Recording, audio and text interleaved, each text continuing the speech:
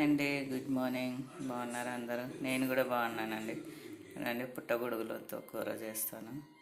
ఎలా చేస్తానో చూపిస్తాను. ఇది ఎంత శుభ్రం చేసుకోవాలంటే దీని మీద ఉన్న డస్ట్ అంతా పోతుంది. నీట్గా ఫీల్ అంతా చూడు, మట్టి ఉంటుంది, మట్టి అంతా కడుక్కోవాలి.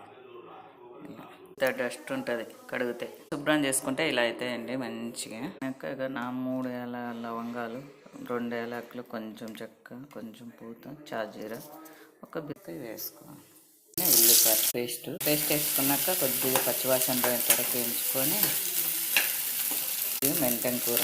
ఇది కూడా బాగా మంచిగా మగ్గిపోవాలి నూనెలో. ఉల్లికాడలు, మటలు, దానికి కొంచెం సాల్ట్ వేసుకున్నాం. సాల్ట్ వేసుకొని బాగా మగ్గించుకోవాలి. కారం వేసుకోవాలి. పుట్టగొడుగుల కూర రెడీ అండి.